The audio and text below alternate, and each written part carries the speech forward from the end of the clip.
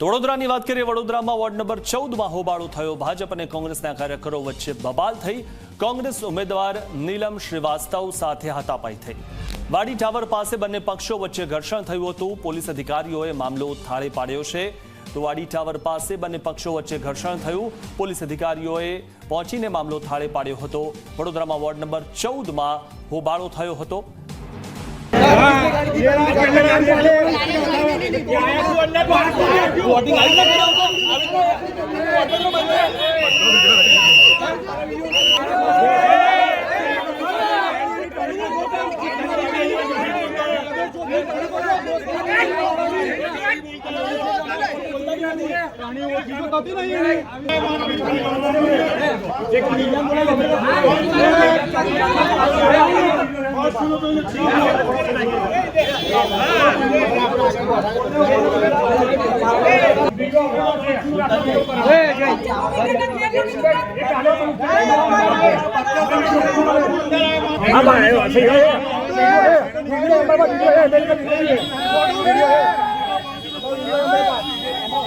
મધુ શ્રીવાસ્તવની દીકરી નીલમ આશીષ જોશી અને તેના મરતિયાઓ 2, 4, 5, 10 પેલા ગુંડા જેવા પેલા બોન્સર જેવા હતા।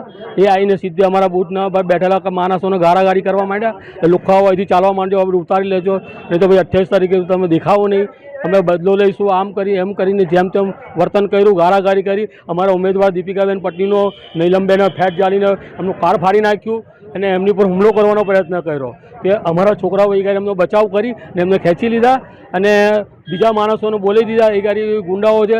આ શું બિહારની પોલીસ છે ને આ ઉત્તર પ્રદેશ છે? બનાવમાં એવું છે, અહીંયા ગાડી ટેબલ નાખીને બેઠા હતા, ભારતીય જનતા પાર્ટીનું ટેબલ હતું અને આ લોકોએ આવીને ફટાફટ ટેબલના કાગળિયા નાખવા માંડ્યા। એટલે ભાઈ શું છે, ક્યાંથી આવ્યા છો, પણ વાતાવરણ બગાડવું હતું, અહીંયા વોટિંગ ઓછું થાય એ એમનો આ ઈરાદો હતો અને પછી એમને ખબર છે કે સામે પ્રતિકાર થવાનો જ છે અને એ પ્રતિકાર થયો અને સામસામે ટોળા ભેગા થઈ ગયા એટલે આ પરિસ્થિતિ ઊભી થઈ।